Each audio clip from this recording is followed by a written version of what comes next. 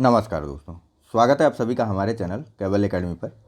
देखिए, हमारा ये यूपी पीसीएस के टेस्ट सीरीज का जो डिस्कशन चल रहा है उसके लिए एक पीडीएफ पेड ग्रुप बनाया गया है, जिसको ज्वाइन करने के लिए आप हमारे व्हाट्सएप नंबर 9044883929 पर हाय या हेलो कुछ भी लिख करके भेज सकते हैं। अभी जो इस पेड ग्रुप की फ़ीस थी वह 100 रुपये थी, लेकिन फ़िलहाल इस फीस को जो है रिवाइज कर 300 रुपये कर दिया गया है और आगे जो है नेक्स्ट वीक में इस फीस को फिर से रिवाइज किया जाएगा। इसलिए आप लोग जल्द से जल्द इस पेड ग्रुप को ज्वाइन कर लीजिए। यहाँ पर आपको टेस्ट सीरीज़ के अलावा अन्य चीज़ों के भी पीडीएफ जो है वह प्रोवाइड करवाई जा रहे हैं, जो कि आपकी आगे की तैयारी में या फिर प्रीलिम्स की परीक्षाओं में काम आने वाले हैं। तो चलिए फ़िलहाल शुरू कर लेते हैं अपने टेस्ट सीरीज़ के डिस्कशन को। चलिए देखिए, यहाँ पर हमारी बात हो रही थी टेस्ट नंबर 2 के डे 2 की नहीं, डे 3 की बात हो रही थी हमारी। और अब तक डे 2 तक हमने देखा था 40 प्रश्नों को, प्रश्न संख्या 41 आप लोगों को करने के लिए दिया गया था। तो चलिए जल्दी से शुरुआत कर लेते हैं, जिससे कि टाइम जो है वह कम से कम कंज्यूम हो और ज़्यादा से ज़्यादा प्रश्नों को हम लोग देख सकें। लाइक सब्सक्राइब करते चलिएगा। नोटिफिकेशन जिनको नहीं मिल रही वो उनको लिए बता दूं कि जो बेल आइकन बना हुआ है उसको प्रेस करिएगा और वहाँ पर ऑल नोटिफिकेशन के ऑप्शन को आप लोग टिक कर दीजिएगा। ठीक है, तो चलिए शुरुआत कर लेते हैं। प्रश्न संख्या जो 41 है वहाँ पूछा जा रहा था कि भूमध्य सागरीय कृषि क्षेत्रों की निम्नलिखित में से कौन सी विशेषता नहीं है। ऑप्शन था ए कि इन कृषि क्षेत्रों में अधिकतर वर्षा सर्दियों में होती है, बी ग्रीष्म ऋतु में भी अच्छी वर्षा होती है, सी अंगूर जैतून चीकू सेब इस कृषि की प्रमुख बागवानी फसलें हैं, डी संयुक्त राज्य अमेरिका का कैलिफोर्निया राज्य भूमध्य सागरीय कृषि के लिए प्रसिद्ध है। तो बताइए आप इनमें से कौन सा कथन जो है वह गलत है। देखिए, इसका जो सही आंसर है वह है ऑप्शन नंबर बी। ठीक है, ग्रीष्म ऋतु जो है भूमध्य सागरीय जलवायु वाले क्षेत्रों में आपको मिलेगी सूखी। ठीक है, यानी कि ग्रीष्म ऋतु में बरसात बिल्कुल नहीं होती, जहाँ पर भूमध्य सागरीय जलवायु होती है। ठीक है, इसको आप लोग याद कर लीजिए। और एक चीज़ ध्यान रखिए कि भूमध्य सागर के से सटे हुए सभी देशों के नाम या फिर जिन जिन देशों की सीमाएं मेडिटेरियन सी में मिलती हैं उनको आप लोग मैप में एक बार लोकेशन अभी वीडियो पॉज करके देख लीजिए। ठीक है, नहीं मैं एटलस है तो गूगल करके देख लीजिए भाई। इसके अलावा आइए बात करते, देखिए कुछ प्रमुख चीज़ों के बारे में बात करते हैं भूमध्य सागरीय कृषि क्षेत्रों की। देखिए, यहाँ पर मुख्यतः 2 प्रकार की उपज होती है। ठीक है, 2 प्रकार की उपज होती है। और वो कौन कौन सी 2 प्रकार की उपज होती है? एक तो शीत ऋतु की उपज और दूसरा ग्रीष्म ऋतु की उपज। ठीक है, और जो ग्रीष्म ऋतु होती है वह सूखी होती है। इस कारण जो है वहाँ पर ऐसी फसलों का उत्पादन किया जाता है जिनके लिए पानी की आवश्यकता जो है वह कम से कम हो। तो उन फसलों में आते हैं अंगूर जैतून अंजीर चीकू और सब्जियां। ठीक है, चलिए नेक्स्ट बात कर लेते हैं। बाकी अन्य स्टेटमेंट याद कर लीजिएगा। ठीक है, कृषि क्षेत्रों में अधिकतर वर्षा जो है सर्दियों में होती है और संयुक्त राज्य अमेरिका का कैलिफोर्निया राज्य जो है वह भूमध्य सागरीय कृषि के लिए प्रसिद्ध है। नेक्स्ट क्वेश्चन नंबर 42, तुंग्या किस देश की स्थानांतरित कृषि का नाम है? ए म्यांमार, बी जावा, सी श्रीलंका या फिर डी थाईलैंड। चलिए, इसका जो सही आंसर है वह है ऑप्शन नंबर ए। तुंग्या जो है वह म्यांमार की स्थानांतरित कृषि का नाम है। श्रीलंका की स्थानांतरित कृषि को बोलते हैं चेन्ना। ठीक है, और जावा की स्थानांतरित कृषि को बोलते हैं, बताइए क्या? हुमा। जावा की स्थानांतरित कृषि को बोलते हैं हुमा। आप हुमा कुरैशी से याद कर लीजिए। ठीक है, थाईलैंड की स्थानांतरित कृषि को क्या बोलते हैं? तमाराई। थाईलैंड की स्थानांतरित कृषि तमाराई। श्रीलंका की स्थानांतरित कृषि होती है चेन्ना और जावा की स्थानांतरित कृषि का नाम है हुमा। तो म्यांमार की स्थानांतरित कृषि का नाम है तुंग्या। चलिए यहीं पर कमेंट में आप भारत की कुछ स्थानांतरित कृषियों और उनसे संबंधित राज्यों के नाम आप बताइए। तो जरा नहीं पता है तो गूगल करके बताइए, लेकिन बताइए। नेक्स्ट, लौह अयस्क उत्पादन के लिए प्रसिद्ध ईटाबीरा पहाड़ी किस देश में स्थित है? विकल्प है ए ऑस्ट्रेलिया, बी स्वीडन, सी रूस या फिर डी ब्राजील। देखिए, इसीलिए कह रहे थे उधर प्रश्न ज़्यादा जो है कंसेप्चुअल थे 21 से लेकर 41 तक, इसलिए 2 लेक्चर बनाने पड़े। अब जो प्रश्न छोटे छोटे आपको मिलेंगे, जल्दी जल्दी हम लोग अब आगे बढ़ जाएंगे। तो फिलहाल यहाँ का जो सही आंसर है वह है ऑप्शन नंबर डी। ईटाबारा जो है वह ब्राज़ील के मिनास गिरास प्रांत में स्थित है। कहाँ पर? ब्राज़ील के मिनास गिरास प्रांत में स्थित है यह ईटाबारा की पहाड़ी क्षेत्र, जो कि लौह अयस्क के उत्पादन के लिए प्रमुख है। अगर बात करें ऑस्ट्रेलिया के लौह अयस्क उत्पादन के क्षेत्र के बारे में तो वह है पिलबारा। ऑस्ट्रेलिया का लौह अयस्क उत्पादन क्षेत्र है पिलबारा। स्वीडन का लौह अयस्क के उत्पादन का क्षेत्र है किरूना। कोरोना से किरूना, कहाँ का? स्वीडन का। और रूस का लौह अयस्क उत्पादन क्षेत्र है आपका टूला। ठीक है, रूस का लौह अयस्क उत्पादन क्षेत्र का नाम है टूला। स्वीडन के लौह अयस्क उत्पादन का क्षेत्र का नाम है किरूना। और ऑस्ट्रेलिया के लौह अयस्क उत्पादन के क्षेत्र का नाम है पिलबारा। और सबसे अंत में ब्राजील के लौह अयस्क उत्पादन के क्षेत्र का नाम है इटाबीरा। सीधे सीधे प्रश्न आता है ऐसा। ठीक है, नेक्स्ट पूछा जा रहा है कि निम्नलिखित में से कौन सा कथन असत्य है। कथन 1 है कि चीन विश्व का सर्वाधिक बड़ा चाय उत्पादक देश है। कथन 2 है चीन विश्व का सर्वाधिक बड़ा चाय निर्यातक देश है। आपको बताना है विकल्पों में से कि कौन सा विकल्प जो है वह सही है। ऑप्शन है ए केवल 1, बी केवल 2, सी केवल सी जो है 1 और 2 दोनों, और डी उपरोक्त में से कोई नहीं।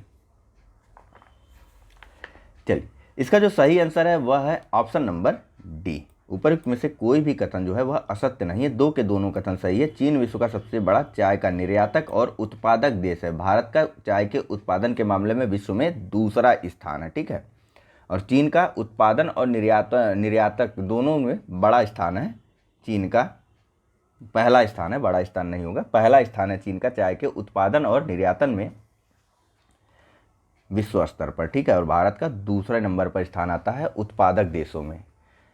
निर्यातक देशों में भारत का चाय पे कौन से क्रम पे स्थान आता है बताइए जरा। तो नेक्स्ट, कनाडा की सुल्लीवान खान किस खनिज के लिए, सबसे पहले जान लीजिए कनाडा में सुल्लीवान खान है। अब बताइए कनाडा की सुल्लीवान खान किस खनिज के लिए प्रसिद्ध है। विकल्प है ए लौह अयस्क, बी जस्ता, सी यूरेनियम, डी तांबा। चलिए, इसका जो सही आंसर है वह है ऑप्शन नंबर बी। कनाडा देखिए विश्व में जस्ते का जो है वह तीसरा सबसे बड़ा उत्पादक देश है। कनाडा विश्व में जस्ते का तीसरा सबसे बड़ा उत्पादक देश है। और यहाँ पर जस्ते के 4 उत्पादक क्षेत्र हैं। पहला तो यह सुल्लीवान की खान जो कि कनाडा के किम्बरले क्षेत्र में पड़ती है। कहाँ पर? कनाडा के किम्बरले क्षेत्र में पड़ती है। दूसरा है कनाडा में के फ्लिन फ्लोन क्षेत्र में स्थित, या मनीटोबा, फ्लिन फ्लोन नहीं, मनीटोबा क्षेत्र में स्थित फ्लिन फ्लेन, क्या है नाम, फ्लिन फ्लेन। ठीक है, कनाडा के मनीटोबा में स्थित फ्लिन फ्लेन क्षेत्र। और उसके बाद स्थान आता है कनाडा की बुनचास की खानों का। बुनचास की खाने कहाँ पर है? कनाडा में ही है। कनाडा बुनचास की खाने। और सबसे अंत में अबीतीवी झील के सीमावर्ती क्षेत्र। कौन सी झील? अबीतीवी झील के सीमावर्ती क्षेत्र में भी जस्ता मिलता है। कनाडा विश्व में तीसरा सबसे बड़ा जस्ते का उत्पादक देश है। ठीक है, जस्ते का उत्पादक देश है। और कनाडा के प्रमुख जस्ता उत्पादक क्षेत्रों की बात करें तो कनाडा के किम्बरले स्थित सुल्लीवान की खान, मनीटोबा में स्थित फ्लिन फ्लोन क्षेत्र, बुनचास की खाने और अबीतीवी झील के सीमावर्ती क्षेत्रों में हमको जस्ता देखने को मिलता है। नेक्स्ट, विश्व में कोयला भंडारण एवं उत्पादन के संबंध में क्या सत्य है? पहला, विश्व में संयुक्त राज्य अमेरिका में कोयले का सर्वाधिक भंडार स्थित है। दूसरा, विश्व में कोयले का दूसरा सर्वाधिक भंडार रूस में स्थित है। तीसरा, चीन विश्व में सर्वाधिक सबसे बड़ा कोयले का उत्पादक देश है। विकल्प है आपके पास ए 1 और 2, बी 2 और 3, सी 1 और 3, डी 1, 2 और 3। चलिए, इसका जो सही आंसर है वह है ऑप्शन नंबर डी। 3 के तीनों ही कथन सही है। संयुक्त राज्य अमेरिका में विश्व का सर्वाधिक कोयले का भंडार है और दूसरे नंबर पर कोयले का भंडार सर्वाधिक रूप से है रूस में। लेकिन उत्पादन के मामले में चीन जो है वह विश्व का सबसे बड़ा कोयला उत्पादक देश है।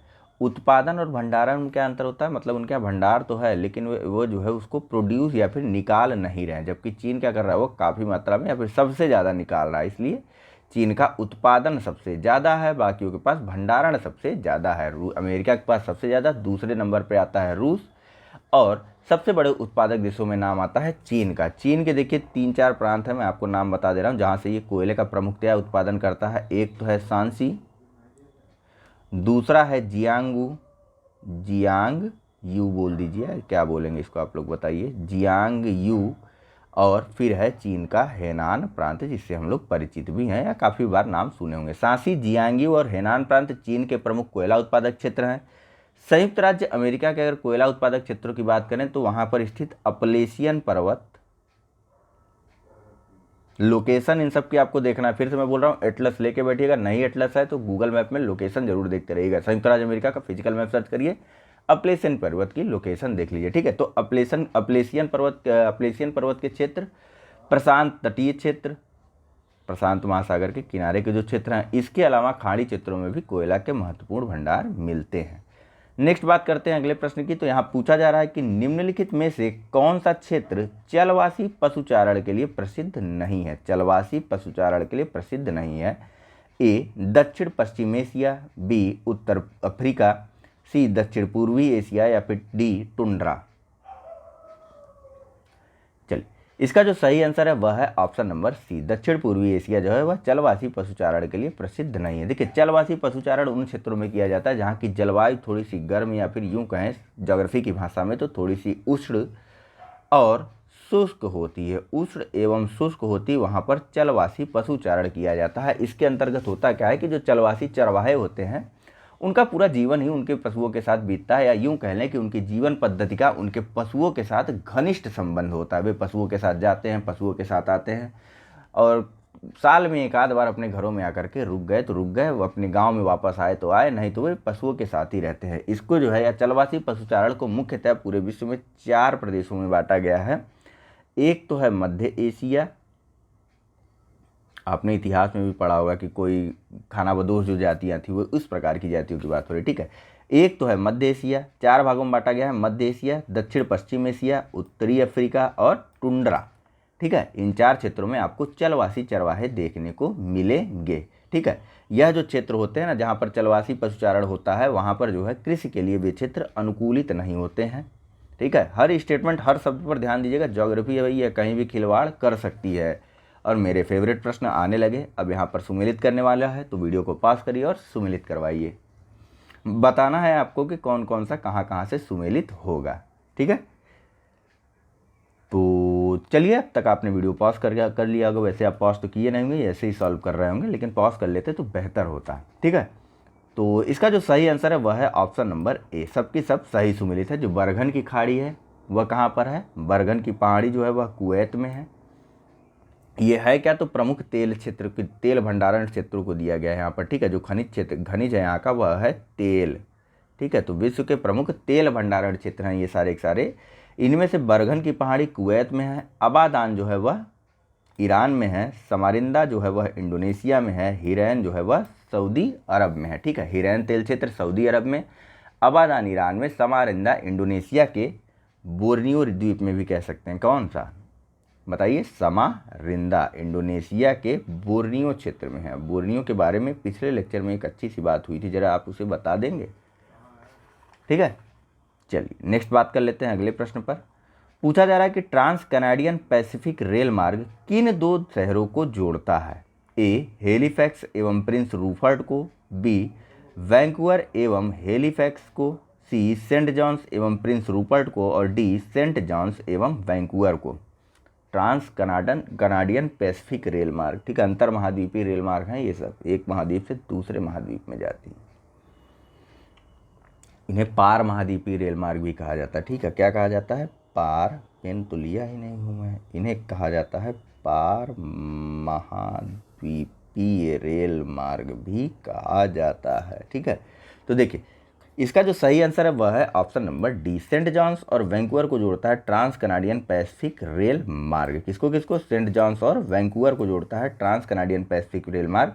कनाडा में देखिए इस तरीके के 2 रेल मार्ग हैं जो ट्रांस पैसिफिक हैं, या फिर यूँ कह लें कि पार महाद्वीपीय रेल मार्ग हैं। वे 2 हैं कनाडा में। एक तो हम हो गया, एक रेल मार्ग है वह सेंट जॉन से वैंकूवर तक जाता है, जबकि दूसरा जो रेल मार्ग है, एक पूछा गया तो दूसरा भी जान लीजिए। जो दूसरा रेल मार्ग है उसका नाम है कैनेडियन नेशनल रेल मार्ग। यह किसको किससे जोड़ता है? तो यह हेलीफैक्स से कहाँ गया ये है, हेलीफैक्स एवं प्रिंस रूपर्ट को आपस में जोड़ता है। ठीक है, दूसरा वाला यहाँ पर बात की गई ट्रांस कैनेडियन पैसिफिक रेल मार्ग की, कैनेडियन नेशनल रेल मार्ग होता तो इसका आंसर होता हेलीफैक्स एवं प्रिंस रूपर्ट को आपस में जोड़ता है, जबकि ट्रांस कैनेडियन पैसिफिक रेल मार्ग किसको किसको जोड़ता है? तो सेंट जॉन्स और वैंकूवर को आपस में जोड़ता है। नेक्स्ट बात करते हैं आगे अगले प्रश्न की। यहाँ पूछा जा रहा है कि सू नहर का निर्माण किन 2 झीलों के मध्य किया गया है? ए सुपीरियर तथा ह्यूरॉन के मध्य, बी ईरी और ओंटारियो के मध्य, सी ईरी और ह्यूरन के मध्य, या फिर डी सुपीरियर और मिशिगन के मध्य। एक काम करिए, आप सबसे पहले मैप में चलिए सीधे, अपनी अमेरिका का आपने जो अभी मैप डाउनलोड किया है ना, वहाँ पर चलिए और वहाँ पर Superior, Michigan, Huron, Erie, Ontario, इन सब की लोकेशन देखिए। क्या करिए, अगर लोकेशन नहीं दिख रही तो ग्रेट झील लिखा होगा या फिर ग्रेट लेक लिखा होगा। अगर आपने इंग्लिश वाला खोला है तो ग्रेट लेक लिखा होगा, हिंदी वाला खोला होगा तो महान झील लिखा होगा। उस मैप को तुरंत हटा दीजिए, दूसरा मैप खोलिए जहाँ पर इन सभी झीलों के नाम लिखे हों। तो मैं आपको बताता हूँ इनका पश्चिम से लेकर के पूर्व तक का क्रम। सबसे पश्चिम में आपको मिलेगी सुपीरियर झील। ध्यान दीजिए, ये लोकेशन सीधे सीधे पश्चिम से पूर्व के क्रम में लगाने के लिए आते हैं, ठीक है। सुपीरियर झील के थोड़ा सा पूर्व में जाएंगे तो आपको मिशिगन झील देखने को मिलेगी। मिशिगन झील के पूर्व में जाएंगे तो आपको मिलेगी ह्यूरन झील। ह्यूरन झील के और पूर्व में जाएंगे तो आपको मिलेगी ईरी झील, और ईरी झील यानी या फिर सबसे पूर्व में जाएंगे तो आपको मिलेगी ओंटारियो झील। यानी कि अगर पश्चिम से पूर्व के क्रम में चलना हो तो Ontario, Erie, Huron, Michigan, Superior होगा, और पश्चिम से पूर्व की तरफ चलना हो तो सुपीरियर, मिशिगन, ह्यूरन, ईरी और ओंटारियो झील हैं। इन सभी को, यह सभी जो है मीठे पानी की झील है अमेरिका की, ठीक है। और इनको जो है महान झील या फिर ग्रेट लेक कहा जाता है। ग्रेट सुपीरियर नहीं, ग्रेट लेक कहा जाता है, ठीक है। फिलहाल यहाँ पर इस प्रश्न का आंसर दीजिए कि सू नहर का निर्माण किन दो झीलों के मध्य हुआ है। देखिए, इसका जो सही आंसर है वह है ऑप्शन नंबर ए, सुपीरियर तथा ह्यूरन के मध्य, ह्यूरन झील के मध्य जो है सू नहर का निर्माण किया गया है। अन्य नहरों को भी या फिर अन्य झीलों को भी नहरों के माध्यम से जोड़ा गया है, जिसमें ह्यूरन और ईरी, कहाँ गया, ह्यूरन और ईरी को जोड़ा गया है ईरी नहर से। किससे, ईरी नहर से। और ईरी और ओंटारियो है यहाँ पर, हाँ है, ईरी और ओंटारियो को जोड़ा गया है किससे, बताइए। ईरी और ओंटारियो को जोड़ने वाली नहर का नाम है वेलेंड नहर, ठीक है। चले आगे।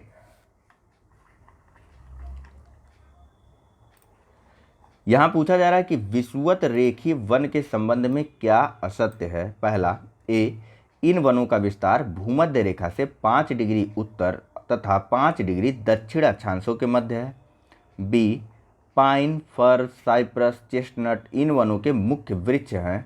सी, यह वन 200 सेंटीमीटर से अधिक वर्षा वाले क्षेत्र में पाए जाते हैं। डी, दक्षिण अमेरिका की अमेजन नदी की घाटी में सेल्वास विषुवतीय रेखीय वन के उदाहरण है। सेल्वास की लोकेशन दक्षिण अमेरिका के मैप में आप लोग देखेगा, यह आपको ब्राज़ील में अमेजन नदी के ठीक ऊपर मिल जाएगा, ठीक है। इस प्रकार से सेल्वास लिखा होगा वहाँ पर, ऐसे तिरछे में क्रॉस बना करके। तो देख लीजिएगा इसको, दक्षिण अमेरिका का फिजिकल मैप खोलेंगे तब आपको अच्छे से दिखेगा। वहाँ पर कुछ और वन है उनको भी देख लीजिए, और कुछ ग्रासलैंड्स हैं उनके बारे में भी आप पढ़ लीजिए। मैप खोलिए और तुरंत देख लिया करिए। हालांकि अगर टाइम रहेगा तो मैपिंग को लेकर के एक लेक्चर आपको अपलोड कर दिया जाएगा आपके लिए। फिलहाल यहाँ पर बताइए कि निम्नलिखित में से विषुवत रेखी के संबंध में, विषुवत रेखी वनों के संदर्भ में कौन सा कथन जो है वह असत्य है। देखिए, इसका जो सही आंसर है वह है ऑप्शन नंबर बी, पाइन, फर, साइपर और चेस्टनट ये सभी वृक्ष जो है चौड़ी पत्ती वाले होते हैं। कैसे होते हैं, चौड़ी पत्ती वाले। चौड़ी पत्ती वाले वृक्ष किस कटिबंध में मिलते हैं, ये मिलते हैं शीतोष्ण कटिबंध में। जबकि हम यहाँ पर बात किसकी कर रहे हैं, 5 डिग्री उत्तर और 5 डिग्री दक्षिण। यहाँ पर कौन सा कटिबंध होगा, यहाँ पर होगा उष्ण कटिबंध। वही पृथ्वी वाला सारा कॉन्सेप्ट या फिर सारा जो है फिजिकल ज्योग्राफी में आप वर्ड की जब भी देखेंगे तो यही काम आने वाला है। 0 डिग्री लाइन के बाद उष्ण कटिबंध इधर से फिर समशीतोष्ण कटिबंध, उसके बाद शीत कटिबंध। इस प्रकार की चीज़ें हर जगह काम आएंगी। तो उसको आप लोग भूल गए तो फिर से याद कर लीजिए, वैसे भूले नहीं होंगे, इतनी बार बताया गया है। तो ठीक है भैया, देखते हैं यहाँ पर किस प्रकार के वन पाए जाते हैं उष्णकटिबंधीय क्षेत्रों में। तो देखिए, विषुवत रेखीय वनों में हमको मिलते हैं महोगनी, कितना अच्छा नाम है, महोगनी, एबोनी, रोजवुड। प्रश्न आता है सीधे सीधे, रोजवुड किस क्षेत्र का वृक्ष है। तो आपको क्या बताना है, विषुवत रेखीय वनों के उदाहरण हैं रोजवुड, या फिर उष्णकटिबंधीय वनों के उदाहरण हैं रोजवुड। बाकी अन्य कथन आप लोग याद रखिएगा। विषुवत रेखीय वनों की विशेषता अगर कहीं पूछ ले तो आपको बताना है कि इनका विस्तार जो है वह भूमध्य रेखा से 5 डिग्री उत्तर तथा 5 डिग्री दक्षिण अक्षांशों के मध्य होता है। ऐसी जगहों पर वर्षा जो है वह, ऐसे वन जहाँ पर वर्षा 200 सेंटीमीटर से अधिक होती है, वह वहाँ पर भी हमको विषुवत रेखीय वन देखने को मिलते हैं। और सबसे अंत में सेल्वास वन है वह विषुवत रेखीय वन का उदाहरण है। सेल्वास वन की उपस्थिति अमेजन नदी घाटी है। नेक्स्ट बात करते हैं क्वेश्चन नंबर 52 की। यहाँ पूछा जा रहा है कि अफ्रीकी महाद्वीप में या फिर अफ्रीका महाद्वीप में जाम्बिया का ब्रोकन हिल किस खनिज के उत्पादन के लिए प्रसिद्ध है? ए सोना, बी चांदी, सी तांबा या फिर डी क्रोमियम। सभी महंगे महंगे धातु हैं, कभी घूमना हो तो वहाँ पर जेब में भर के थोड़ी सी लेते आइएगा। चलिए, फिलहाल जो इसका सही आंसर है वह है ऑप्शन नंबर सी। अफ्रीका का जो जाम्बिया का ब्रोकन हिल है वह सबसे सस्ती धातु तांबे के लिए प्रसिद्ध है। ठीक है, तो चलिए चलते हैं नेक्स्ट प्रश्न पर।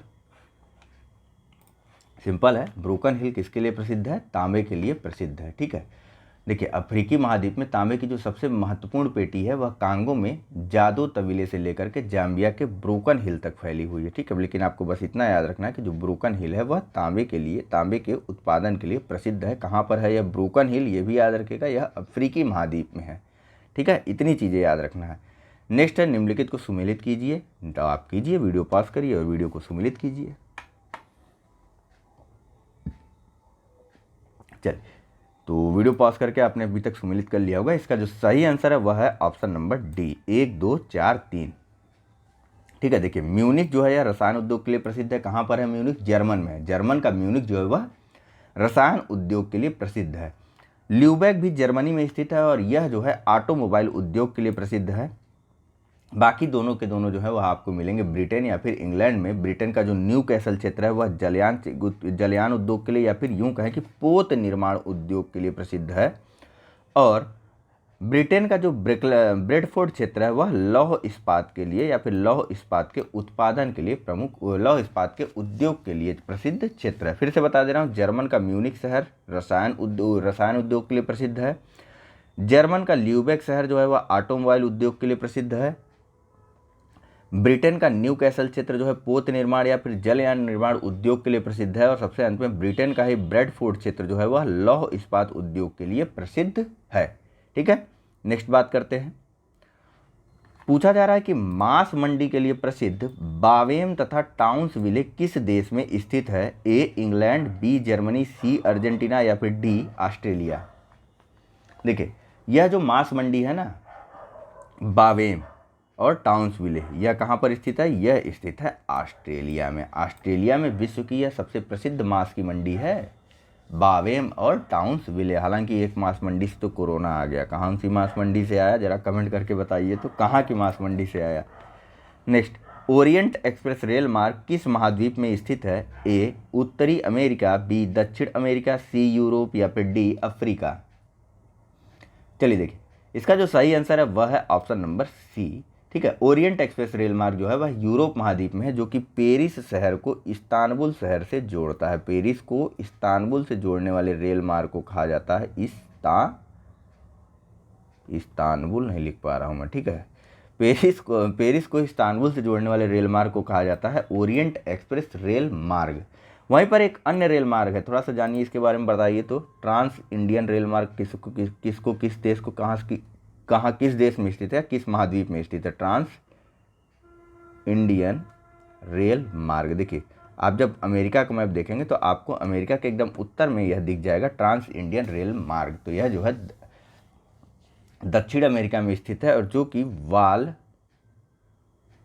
परेजो एवं ब्यूनस आयर्स को आपस में जोड़ता है। इसको ब्यूनस आयर्स को आपस में जोड़ता है। ठीक है, ट्रांस इंडियन रेल मार्ग जो है वह वालपरेजो एवं ब्यूनस आयर रेल मार्ग को आपस में जोड़ता है। नेक्स्ट बात करते हैं अगले प्रश्न की। यहाँ पूछा जा रहा है कि विश्व प्रसिद्ध यूरो सुरंग किन दो देशों को रेल मार्ग के द्वारा जोड़ती है? यूरो सुरंग की बात हो रही है। ठीक है, ए इंग्लैंड एवं जर्मनी, बी इंग्लैंड एवं फ्रांस, सी फ्रांस एवं जर्मनी, डी पोलैंड एवं जर्मनी। तो देखिए यूरो सुरंग जो है एक भूमिगत सुरंग है। ठीक है, यह जानते रहिए, भूमिगत सुरंग है यूरो सुरंग। यह नहीं पूछेगा, वैसे बस इतना पूछेगा कि यह किस देश से किस देश को जोड़ती है। तो जो यूरो सुरंग है वह इंग्लैंड से फ्रांस को जोड़ती है। ठीक है, आंग्ल फ्रांसीसी युद्ध से आप लोग जोड़ लीजिएगा इसको याद करने के लिए थोड़ा सा। नेक्स्ट, निम्नलिखित में से कौन सा प्रमुख गेहूं उत्पादक क्षेत्र नहीं है? ए साइबेरिया का स्टेपीज प्रदेश, बी संयुक्त राज्य अमेरिका का प्रेयरी, सी अर्जेंटीना का पंपास या फिर डी इंडोनेशिया का जावा एवं बोर्नियो द्वीप। चलिए इसका जो सही आंसर है वह है ऑप्शन नंबर डी। इंडोनेशिया स्थित जावा एवं बोर्नियो द्वीप जो है यह चावल के उत्पादक क्षेत्र हैं। किसके? चावल के उत्पादक क्षेत्र। क्यों चावल के उत्पादक क्षेत्र होंगे? इनकी लोकेशन देखिए, आप देखेंगे कि यह उष्णकटिबंधीय क्षेत्रों में पाए जाते हैं। बरसात यहाँ पर थोड़ी ज़्यादा होती है, तो फिर सीधे वही पुराना नियम अपना। ठीक है, चलिए नेक्स्ट देखते हैं। बाकी अन्य सभी क्षेत्र जो है यहाँ पर गेहूं के प्रमुख उत्पादक क्षेत्रों में आते हैं, जैसे संयुक्त राज्य अमेरिका का प्रेरी, साइबेरिया का स्टेपीज प्रदेश, अर्जेंटीना का पंपास प्रदेश। हालांकि यह घास के मैदान भी हैं, तो इसे भी आप लोग याद रखिएगा। कहाँ पर? साइबेरिया में स्टेपीज प्रदेश पड़ते हैं, संयुक्त राज्य अमेरिका में प्रेरी का मैदान है और अर्जेंटीना में पंपास। लोकेशन भी इनकी आप मैप में देखते चलिए। नेक्स्ट, प्राकृतिक रबड़ का शीर्ष उत्पादक देश कौन सा है? A China, B Indonesia, C Thailand, D Sri Lanka. चलिए, जो प्राकृतिक रबड़ का शीर्ष उत्पादक देश है विश्व भर में वह है थाईलैंड, यानी कि ऑप्शन नंबर सी सही है। ठीक है, इसके अलावा दूसरे नंबर पर स्थान आता है प्राकृतिक रबड़ के उत्पादक देशों में इंडोनेशिया का। ठीक है, प्राकृतिक रबड़ का शीर्ष उत्पादक देश थाईलैंड, जबकि दूसरा स्थान है इंडोनेशिया का। नेक्स्ट बात करते हैं आगे। पूछा जा रहा है कि निम्नलिखित में से कौन सा सुमेलित नहीं है? मैं शांत, वीडियो पॉज, आप जल्दी से टिक करके बता दीजिए।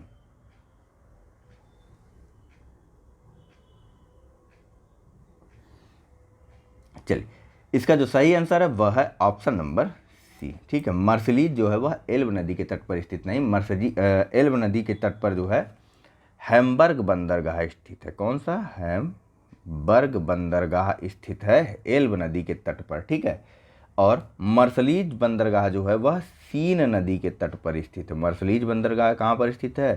सीन नदी के तट पर स्थित है और एल्ब नदी के किनारे पर हैम्बर्ग बंदरगाह स्थित है। बाकी अन्य सभी जान लीजिए आप लोग कि न्यू ऑरलियंस बंदरगाह जो है मिसिसिपी नदी के तट पर स्थित है।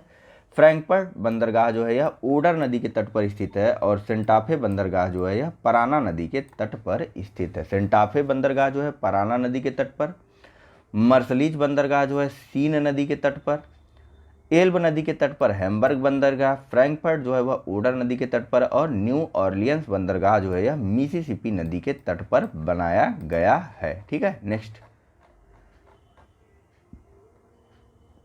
फिर से वही है, सुमेलित करने वाला है। एक तरफ जनजातियां हैं, दूसरी तरफ उनसे संबंधित देश हैं। वीडियो को पॉज करिए और जल्दी से अपना आंसर टिक करिए।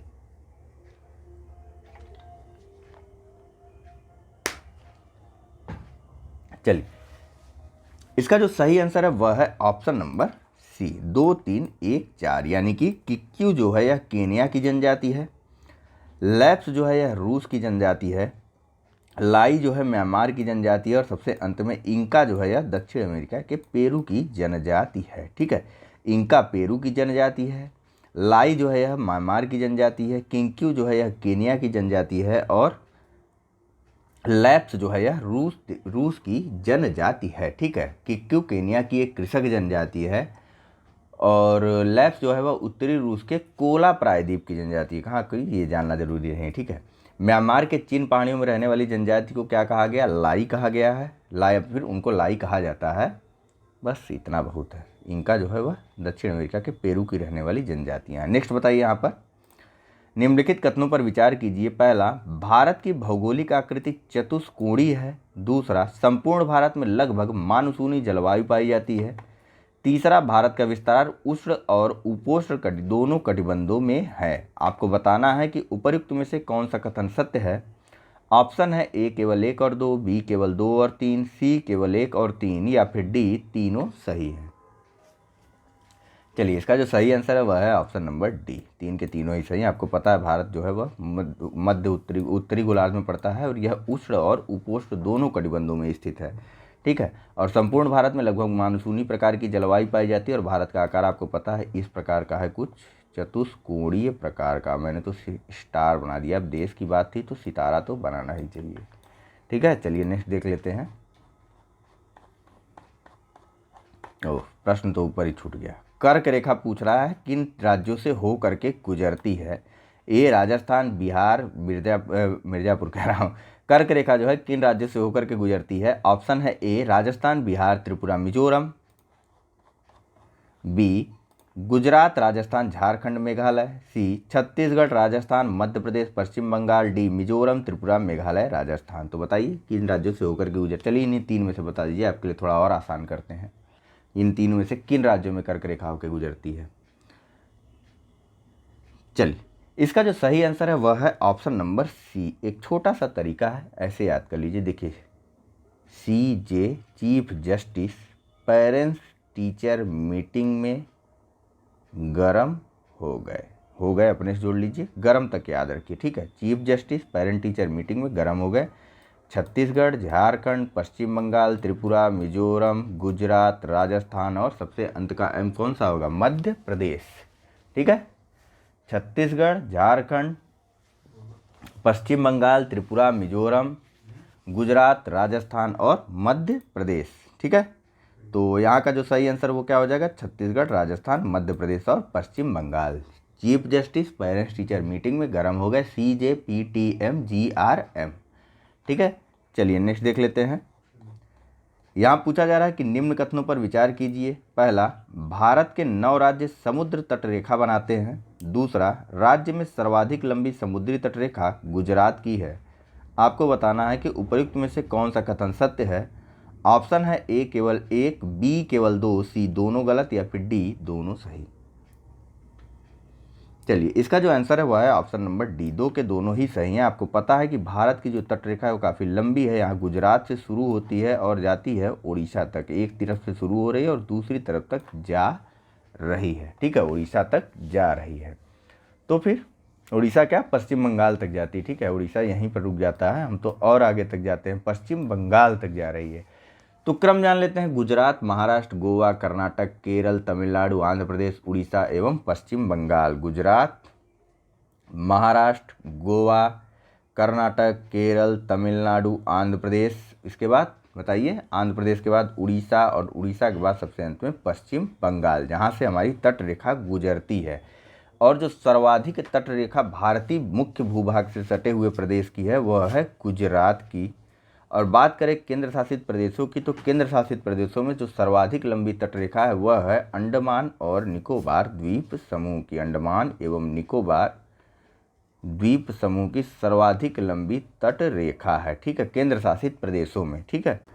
बात करते हैं नेक्स्ट प्रश्न की। तो यहाँ पूछा जा रहा है कि भारत का कौन सा राज्य बांग्लादेश से 3 तरफ से घिरा है। ए मेघालय, बी त्रिपुरा, सी मिजोरम या फिर डी पश्चिम बंगाल।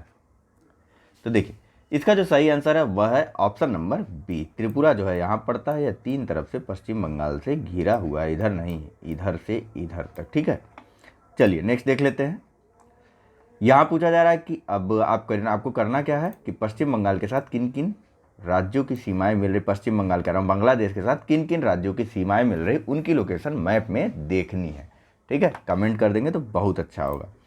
नेक्स्ट, निम्न में से किन राज्यों की सीमा म्यांमार से लगती है। ए अरुणाचल प्रदेश, नागालैंड, त्रिपुरा, मिजोरम। बी त्रिपुरा, मिजोरम, मणिपुर, नागालैंड। सी जो है अरुणाचल प्रदेश, त्रिपुरा, मणिपुर, मिजोरम या फिर डी अरुणाचल प्रदेश, नागालैंड, मिजोरम और मणिपुर। चलिए इसका जो सही आंसर है वह है option number D, Arunachal Pradesh, Nagaland, Mizoram और मणिपुर। इस प्रकार से जो ये ऐसे सीधे वाली लाइन में आए हुए राज्य ना, अरुणाचल प्रदेश, नागालैंड, मिजोरम और मणिपुर, इनकी सीमाएं जो है वह म्यांमार से मिलती हैं, ठीक है। भारत और म्यांमार के बीच सीमा निर्धारण के लिए एक संधि हुई थी, ठीक है, अंग्रेजों और बर्मा के बीच में। कौन सी संधि हुई थी, उस संधि का नाम क्या है, उस संधि का नाम है यांडबू की संधि। यह संधि हुई थी प्रथम आंग्ल बर्मा युद्ध के परिणाम स्वरूप। कब हुई थी यह संधि, तो यह संधि हुई थी 1826 में। पूरी डेट जानना हो तो 24 फरवरी 1826 को यांडबू की संधि हुई थी प्रथम आंग्ल बर्मा युद्ध के परिणाम स्वरूप। हालांकि बाद में इसको जो है आज़ादी के बाद पुनर्निर्धारित किया गया 10 मार्च 1967 को, वो आपको याद रखने की जरूरत नहीं। यांडबू की संधि किनके किनके मध्य हुई थी, किस युद्ध के परिणाम स्वरूप हुई थी, तो यह याद रखिएगा आप लोग कि प्रथम आंग्ल बर्मा युद्ध के परिणाम स्वरूप यांडबू की संधि हुई थी 24 फरवरी 1826 को, ठीक है। चलिए नेक्स्ट बात करते हैं। पूछा जा रहा है कि 9 डिग्री चैनल किन किन के मध्य स्थित है। बहुत आसान प्रश्न है, सीधा एक लाइन का जवाब है। ऑप्शन है ए मालदीव व मिनिकाय के मध्य, बी लक्षद्वीप व मिनिकाय के मध्य, सी लक्षद्वीप एवं मालाबार तट के मध्य या फिर डी उपर्युक्त में से कोई नहीं। इसका जो सही आंसर है वह है ऑप्शन नंबर बी, लक्षद्वीप और मिनिकॉय द्वीप के मध्य पड़ता है 9 डिग्री चैनल, और मालदीव और मिनिकॉय द्वीप के मध्य पड़ता है 8 डिग्री चैनल। मालदीव और मिनिकॉय द्वीप के मध्य पड़ता है 8 डिग्री चैनल, यहाँ पर दिया तो मालदीव और मिनिकॉय के मध्य 8 डिग्री चैनल, लक्षद्वीप और मिनिकॉय के मध्य 9 डिग्री चैनल। नेक्स्ट, निम्नलिखित कथनों में से कौन सा कथन जो है वह असत्य है? लोकेशन देख लेंगे ना आप एक बार, अंडमान निकोबार लक्षद्वीप की और मिनिकॉय द्वीप उसके साथ लगते मालदीव की, तो आपको जो है याद हो जाएगा 9 डिग्री चैनल किसे विभाजित कर रहा है, 8 डिग्री चैनल किसे विभाजित कर रहा है। ठीक है, यहाँ बताइए निम्न कथनों में से कौन सा कथन जो है वह असत्य है? ए, पुडुचेरी और कराईकल तमिलनाडु राज्य की सीमा में स्थित है। बी, माहे केरल राज्य की सीमा में स्थित है। सी, भारत में विलय से पहले कराईकल पर पुर्तगाल का आधिपत्य था।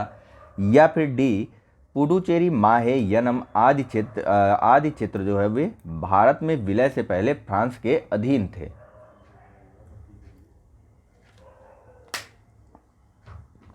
चलिए, तो जो सही आंसर है इसका वह है ऑप्शन नंबर सी, यह कथन गलत है। पुर्तगाल के अधीन नहीं थे, सभी जो है फ्रांस के अधीन थे। ठीक है, पुडुचेरी, माहे, यनम, कराईकल यह सभी जो है फ्रांस के अधीन थे।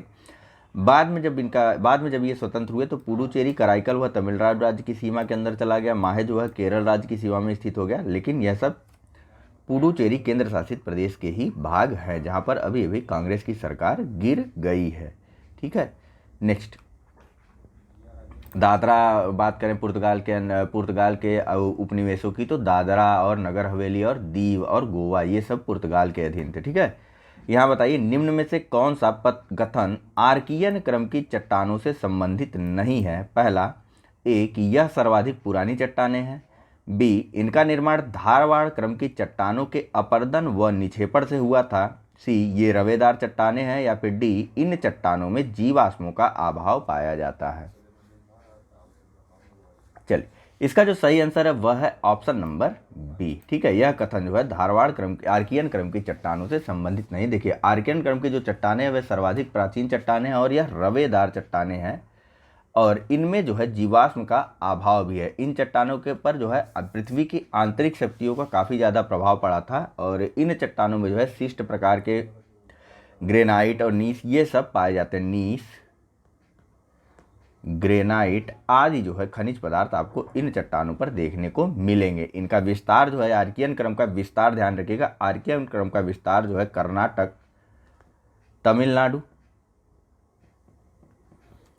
आंध्र प्रदेश, एपी लिख दो, आंध्र प्रदेश, मध्य प्रदेश, छत्तीसगढ़ और उड़ीसा और छोटा नागपुर के क्षेत्र में, छत्तीसगढ़, उड़ीसा और छोटा नागपुर पठार के क्षेत्र में हमको आर्कियन क्रम की चट्टानें देखने को मिलेंगी। फिर से बोल दे रहा हूँ, कर्नाटक, तमिलनाडु, आंध्र प्रदेश, मध्य प्रदेश, छत्तीसगढ़, उड़ीसा और छोटा नागपुर के पठार, और साथ ही साथ राजस्थान के दक्षिण पूर्वी भाग यानी कि जो अरावली के दक्षिण का भाग है, वहाँ पर हमको जो है आर्कियन क्रम की चट्टानें देखने को मिलती हैं, जो कि सर्वाधिक प्राचीन चट्टानें हैं। नेक्स्ट,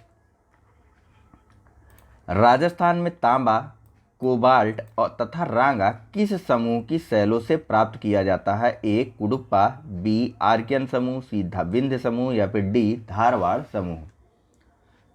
चलिए, देखिए, तांबा, कोबाल्ट और रांगा यह सब जो है कुडप्पा क्रम समूह की चट्टानों से हमको मिलता है, और कुडप्पा समूह की चट्टानें जो है वह भारत में आंध्र प्रदेश, छत्तीसगढ़, एपी, आंध्र प्रदेश, छत्तीसगढ़, राजस्थान, आर लिख दे रहा हूँ, आरजे, राजस्थान और हिमालय के कुछ क्षेत्रों में देखने को मिलती हैं। कौन सी चट्टानें? कुडुप्पा क्रम की या कुडुप्पा समूह की चट्टानें हमको आंध्र प्रदेश, छत्तीसगढ़, राजस्थान और हिमालय के कुछ क्षेत्रों में देखने को मिलती हैं। इन चट्टानों पर तांबा, कोबाल्ट, रांगा आदि खनिज मिलते हैं। ठीक है, इनका निर्माण जो है धारवाड़ क्रम की, जो कुडुप्पा क्रम की चट्टानें हैं उनका निर्माण धारवाड़ क्रम की चट्टानों के अपरदन के परिणाम स्वरूप हुआ था। ठीक है, अपरदन और निक्षेपण के परिणाम स्वरूप जो है कुडुप्पा क्रम की चट्टानें निर्मित हुई थी। ठीक है, और इनमें भी जीवाश्म का अभाव पाया जाता है। ठीक है, जीवाश्म का अभाव पाया जाता है कुडुप्पा क्रम की चट्टानों में। नेक्स्ट, यहाँ बताइए, यहाँ पूछा जा रहा है कि निम्न में से किसका विस्तार सर्वाधिक है? ए, पंजाब हिमालय, बी, कुमाऊं हिमालय, सी, नेपाल हिमालय, अथवा डी, असम हिमालय।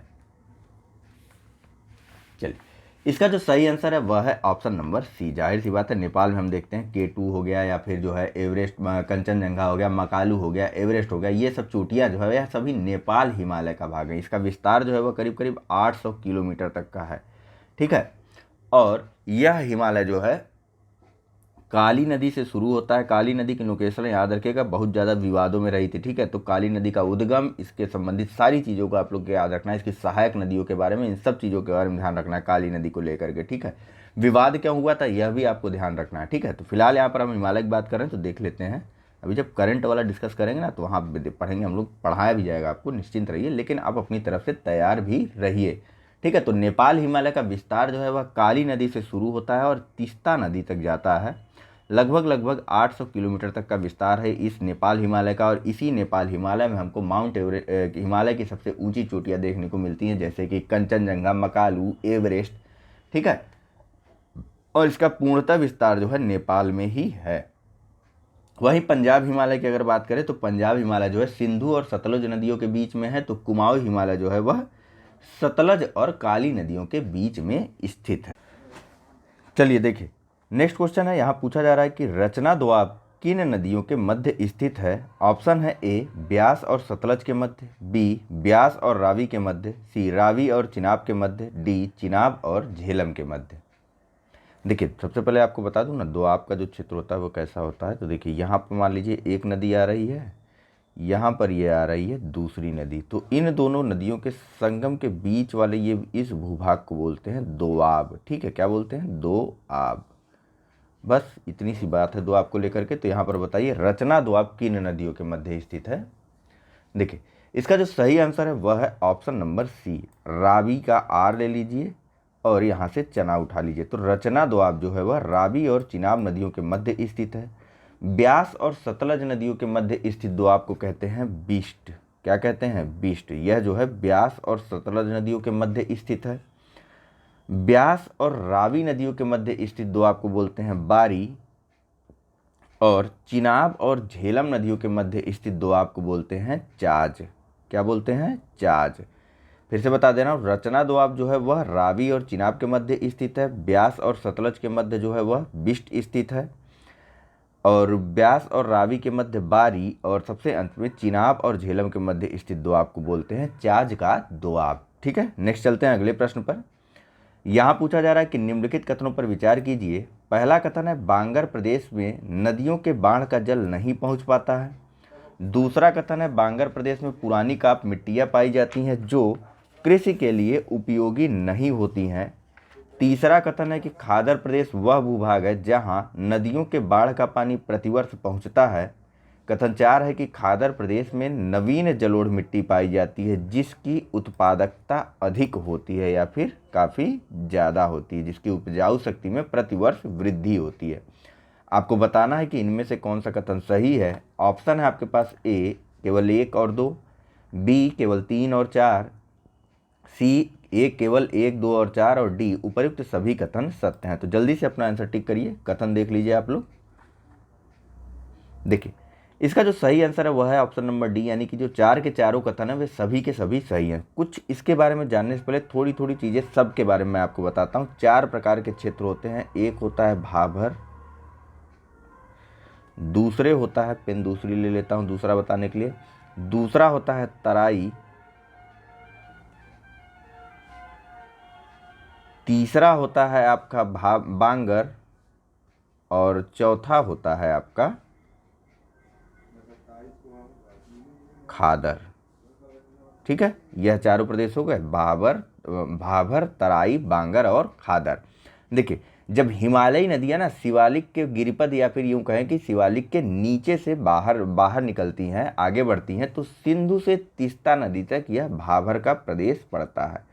सिंधु नदी से शुरू होता है और तीस्ता नदी के बीच जितनी भी नदियां निकल रही हैं वे जो है भाभर के क्षेत्र में पड़ती हैं। ठीक, शिवालिक के ठीक नीचे या फिर शिवालिक के ठीक दक्षिण का जो क्षेत्र है वह भाभर का क्षेत्र कहलाता है।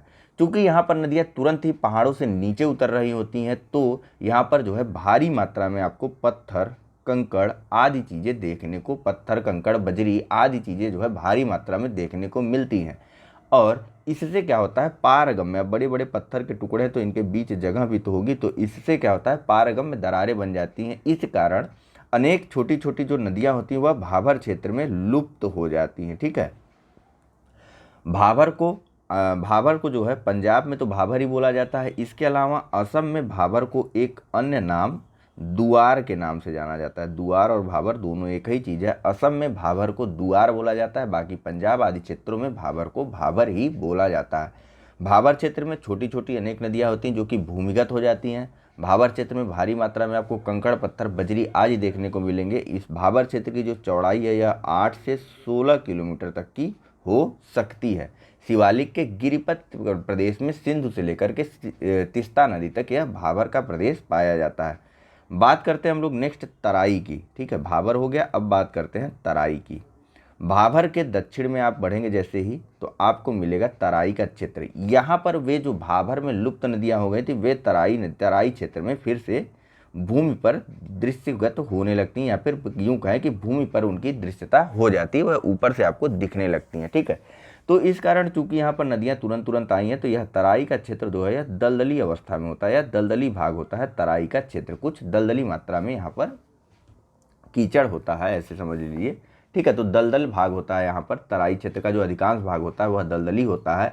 यहाँ पर भाबर क्षेत्र की लुप्त नदियाँ पुनः भूतल पर प्रकट हो जाती हैं और नदियों द्वारा निक्षेपित जलोढ़ के कण जो है वह भाबर प्रदेश की अपेक्षा छोटे होते हैं। जलोढ़ के कण कहने का सेंस है कि मतलब चीज़ें वही रहेंगी, पत्थर, कंकड़, बजरी यही रहेंगे, लेकिन भाबर में बड़े बड़े कण रहते हैं और यहाँ पर छोटे छोटे कण रहते हैं। ठीक है, और आप देखेंगे कि अधिकांश जो तराई क्षेत्र के वन हैं उनको कृषि के लिए साफ कर दिया गया है। आगे जब आप बढ़ेंगे तराई से और नीचे, ठीक है, तराई की चौड़ाई कितनी होती है, तो जो तराई क्षेत्र की चौड़ाई है वह लगभग 20 से 30 किलोमीटर तक की होती है। ठीक है, तो चलिए अब चलते हैं थोड़ा सा तराई के और नीचे, यानी कि और दक्षिण में। तराई के जब और दक्षिण में चलेंगे तब आपको मिलेगा यह बांगर का क्षेत्र। ठीक है, बांगर क्या है, तो यह पुरानी जलोढ़ मिट्टियां हैं जहां पर बाढ़ का जल अब नहीं पहुंचता है। ठीक है, बांगर एक ऊंचा भाग, आप देखेंगे नदियों के किनारे काफ़ी ऊंचे ऊंचे भाग रहते हैं। ठीक है, नीचे छोटा भाग और ऊपर काफ़ी ऊंचे ऊंचे भाग रहते हैं। अचानक से मिट्टी काफ़ी ऊंची हो जाती है। वे कहते वे पुराने बाढ़ के प्रदेश हुआ करते थे जहाँ पर पहले नदियों के बाढ़ का जल पहुँच जाता था, लेकिन अब वर्तमान स्थिति ये है कि अब वहाँ पर नदियों का जल, बाढ़ का जल भी नहीं पहुंच पाता है, यानी कि तटबंध या फिर बांध, प्राकृतिक बांध टाइप में वे बन जाते हैं। इतना डिटेल मत जानिए, बस इतना आप याद रखिए कि नदियों के बाढ़ का जल जहां पर नहीं पहुंच पाता है वह बांगर क्षेत्र कहलाता है। यहाँ पर आपको भारी मात्रा में कंकड़ देखने को मिलते हैं। ठीक है, कंकड़ क्या होते हैं, तो कंकड़ कैल्शियमी क्या बोलते हैं, कैल्शियमी संग्रथन होते हैं। ठीक है, कैल्शियम के टुकड़े होते हैं, कैल्शियम के छोटे छोटे टुकड़े आपस में मिल जाते हैं और यही कंकड़ बन जाते हैं बांगर क्षेत्र के। ठीक है, अब बांगर के और दक्षिण में चलते हैं तो आपको देखने को मिलेगा खादर प्रदेश। कंकड़ है तो वहाँ पर उपजाऊ नहीं होगा बांगर प्रदेश। ठीक है, बांगर के और दक्षिण में आपको मिलेगा खादर प्रदेश। खागर प्रदेश, यहाँ पर बांगर ऊंचा वाला भाग था, नीचे आ गया खादर प्रदेश। अब खादर प्रदेश में चूंकि नदियों के बाढ़ का जल लगातार प्रवेश करता रहता है, इस कारण यहाँ की मिट्टी जो है वह हमेशा बदलती रहती है और यह अधिक उपजाऊ हो जाती है। ठीक है, काफ़ी ज़्यादा उपजाऊ भाग होता है। प्रतिवर्ष यह मिट्टियाँ जो है यहाँ पर नवीनीकृत हो जाती हैं। नदियों द्वारा लाए गए बाढ़ के जल से यहाँ पर मिट्टियाँ जो है वह नवीनीकृत हो जाती हैं। हर वर्ष नई मिट्टी के जमाव के कारण होता क्या है कि ये खादर प्रदेश जो है वह अत्यधिक उपजाऊ हो जाते हैं। इन खादर प्रदेशों को जो है पंजाब में बेट कहा जाता है। क्या कहा जाता है, पंजाब में खादर को बेट कहा जाता है। ठीक है, वहीं बांगर को जो है पंजाब में धाया कहते हैं। ठीक है, बांगर को, इसको पंजाब में धाया कहते हैं। ठीक, तो चलें आगे अगले प्रश्न पर। कैल्शियम युक्त या चूना युक्त बोल सकते हैं आप उस बांगर प्रदेश के पाए जाने वाले कंकड़ों को। ठीक है, चलिए आगे चलते हैं। सही आंसर तो आपको पता चली गया, चीज़ें भी आपको अच्छे से समझ में आ गई होंगी। यहाँ बताइए कि धनुषाकार अथवा गोखुर झील कहाँ पाई जाती है। ए पंजाब हरियाणा मैदान में, बी राजस्थान के मैदानों में, सी गंगा के मैदानों में, या फिर डी ब्रह्मपुत्र के मैदानों में। चलिए, इसका जो सही आंसर है वह है ऑप्शन नंबर सी, गंगा के मैदानों में। हम देखेंगे कि गोखुर झीलें काफ़ी मात्रा में रहती हैं। गोखुर झीलें इस प्रकार के गाय के खुर की तरह जो झील का आकार हो जाता है, इन्हें बोलते हैं गोखुर झीलें। ये कहाँ पर बनती हैं? तो ये ज़्यादातर झीलें बनती हैं मध्य गंगा के मैदान में। मध्य गंगा के मैदान में। मध्य गंगा का मैदान कहाँ से कहाँ तक विस्तारित है? तो मध्य गंगा के मैदान का विस्तार जो है उत्तरी बिहार से लेकर के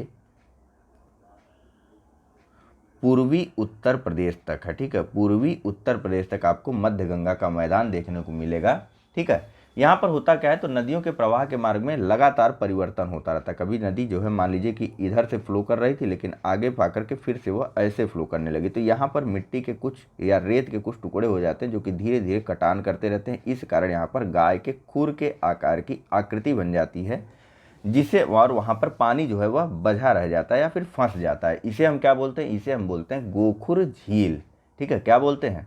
गोखुर झील या फिर धनुषाकार झील बोलते हैं। ठीक है, चलते हैं नेक्स्ट प्रश्न पर। यहां पूछा जा रहा है कि निम्न में से कौन सा कथन जो है वह सत्य है? ऑप्शन है ए, श्रीहरिकोटा द्वीप पुलिकट झील में अवस्थित है। बी, भारत का पूर्वी तटीय मैदान दोनों मानसूनों से वर्षा प्राप्त करता है। सी, महानदी एवं कृष्णा नदी के बीच के भूभाग को उत्तरी सरकार तट कहते हैं। और डी, उपर्युक्त सभी कथन सत्य हैं। चलिए, इसका जो सही आंसर है वह है ऑप्शन नंबर डी, सभी के सभी कथन जो है वे सत्य हैं। श्रीहरिकोटा द्वीप जो है वह पुलिकट झील में अवस्थित है। ठीक है, इसके अलावा जो भारत का पूर्वी तटीय मैदान है, यह वाला जो मैदान है पूर्वी तटीय वाला, ये जो मैदान है ना, यह जो है दोनों मानसूनों से, दक्षिण पश्चिम मानसून से और बंगाल की खाड़ी से उठने वाले मानसून से भी वर्षा को प्राप्त करता है। ठीक है, और महानदी यानी कि महानदी ये है और कृष्णा नदी ये है, इनके बीच के इस भाग को बोलते हैं नॉर्दर्न सरकार या फिर उत्तरी सरकार बोला जाता है इस क्षेत्र को पूरे के पूरे। तो सभी कथन जो है वे सत्य है। ठीक है, चलिए नेक्स्ट देखते हैं। और बाकी अन्य तटों के नाम भी आप लोग ध्यान रख लीजिएगा कि इनको और क्या क्या बोला जाता है, कमेंट में करके बता दीजिएगा तो बहुत अच्छी बात है, नहीं बताएंगे तो देख जरूर लीजिएगा। नेक्स्ट बात करते हैं। यहाँ पूछा जा रहा है कि मंदाकिनी नदी अलकनंदा में कहाँ पर मिलती है? ए, देवप्रयाग, बी, रुद्रप्रयाग, सी, कर्णप्रयाग या फिर डी, विष्णु प्रयाग।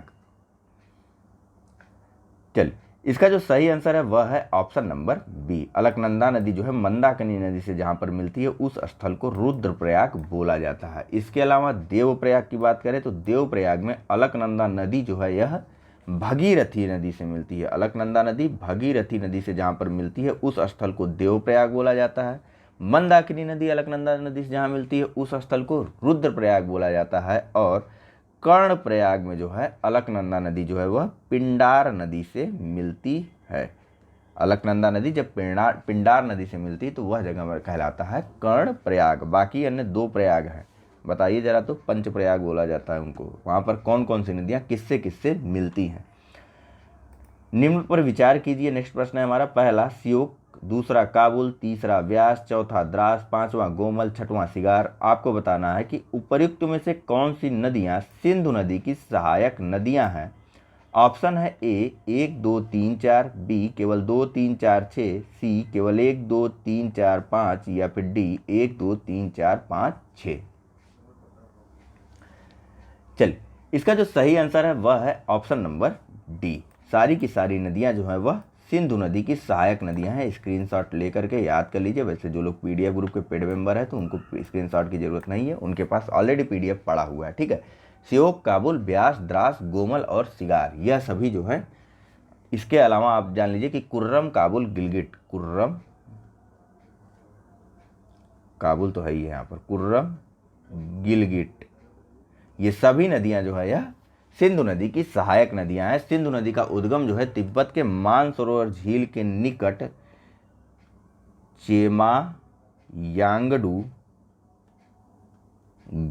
चेमायांगडुंग ग्लेशियर से यह सिंधु नदी निकलती है।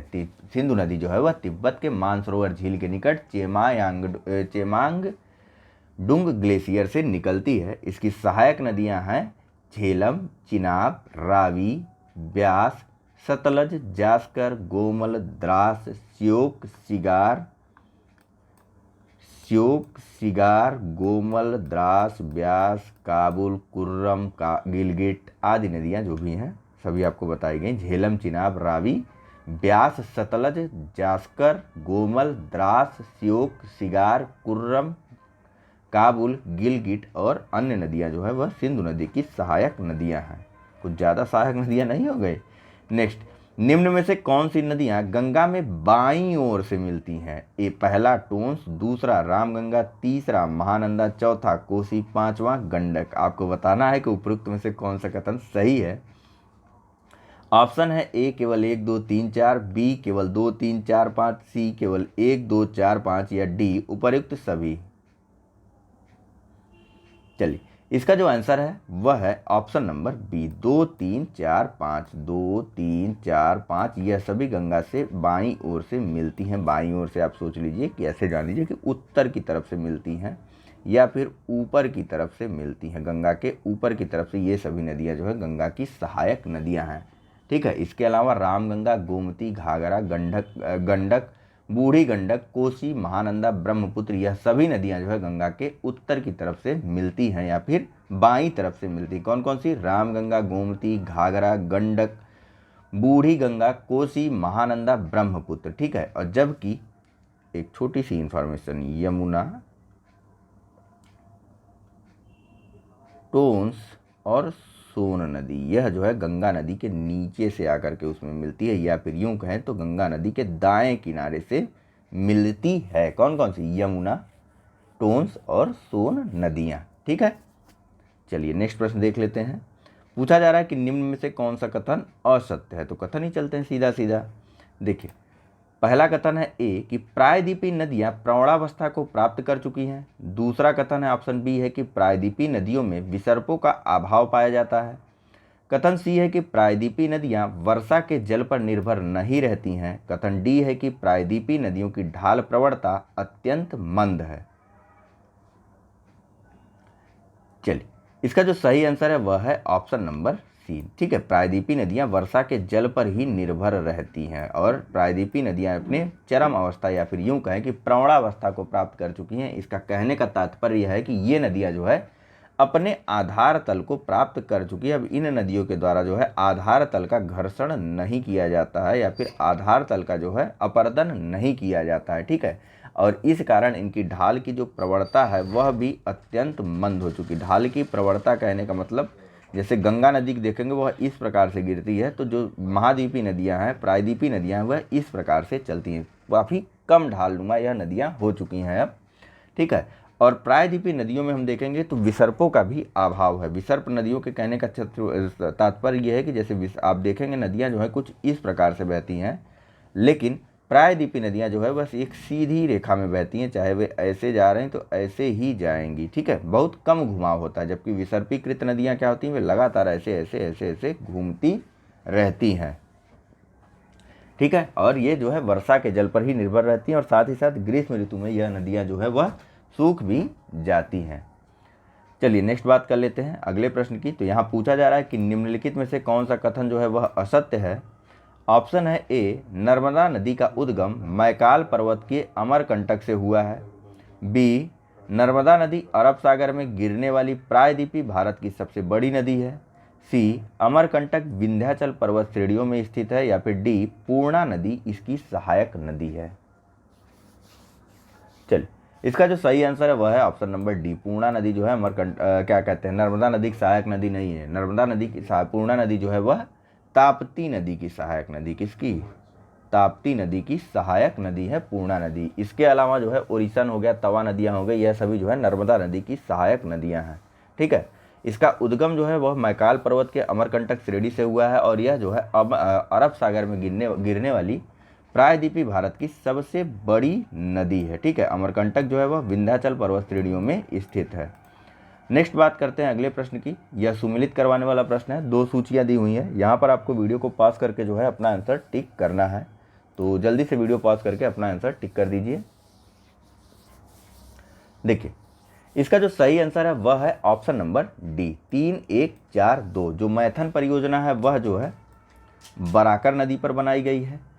सलाल परियोजना जो है वह चंबल नदी पर बनाई गई है। राणा प्रताप सागर परियोजना जो है यह चिनाब नदी पर बनाई जा रही है और टिहरी परियोजना जो है यह भगीरथी नदी पर बनाई जा रही है। ठीक है, मैथन परियोजना कहाँ पर स्थित है? तो मैथन परियोजना जो है यह धनबाद में स्थित है। अब धनबाद आपको बताने की ज़रूरत नहीं है, ठीक है। कहाँ पर है धनबाद? धनबाद है झारखंड में।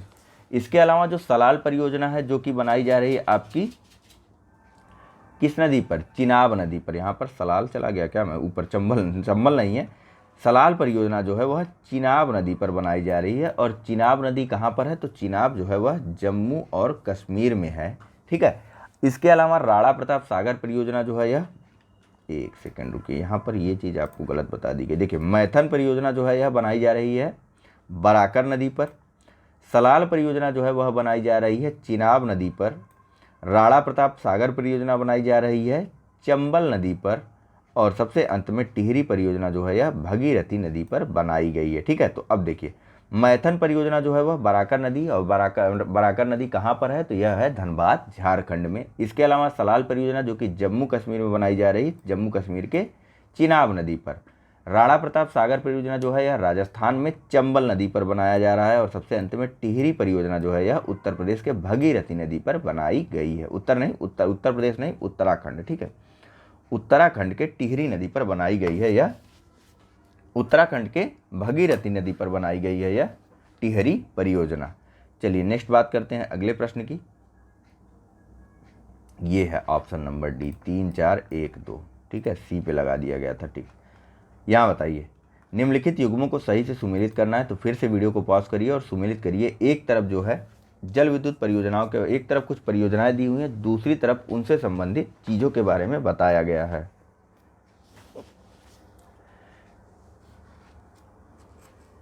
चलिए इसका जो सही आंसर है वह है ऑप्शन नंबर ए।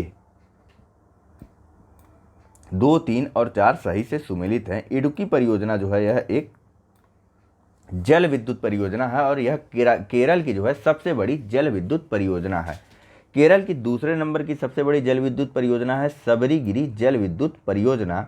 इसके अलावा घाट प्रभा जो पर जल परियोजना है यह सिंचाई परियोजना है। इसके अंतर्गत जो है कर्नाटक के घाट प्रभा नदी पर एक बांध बनाया गया है जिसका नाम है हिंडकल बांध, ठीक है। कर्नाटक में एक हिंडकल बांध बनाया गया है घाट प्रभा नदी पर, और इसी बांध के द्वारा जो है सिंचाई वहाँ पर की जाती है। इस कारण इसको जो है घाट प्रभा बहुउद्देशीय परियोजना बोला जा रहा है। सबसे अंत में रामगंगा बहुउद्देशीय परियोजना जो है यह उत्तराखंड के रामगंगा नदी पर रामगंगा बांध बना करके बनाई गई है। रामगंगा बांध बना करके बनाई गई, कहाँ पर? तो उत्तराखंड में, ठीक है। देखिए यह जो सबरीगिरी जल विद्युत परियोजना है जो केरल में बनाई गई है, यह जो है केरल में पंबा नदी पर बनाई गई। किस नदी पर? तो पंबा नदी पर बनाई गई है सबरीगिरी जल विद्युत परियोजना। वहीं इडुक्की जल विद्युत परियोजना जो है केरल में पेरियार नदी पर बनाई गई है, ठीक है। तो फिलहाल इस लेक्चर में इतना ही रखते हैं, क्योंकि जो है टाइम ज़्यादा हो जाएगा आपको लेक्चर देने में, वैसे भी मुझे लग रहा है कि लेट हो ही जाएगा। तो फिलहाल इस लेक्चर में इतना ही है। Thank you very much for discussion. Channel को लाइक, सब्सक्राइब और शेयर करना मत भूलिएगा। चलिए धन्यवाद।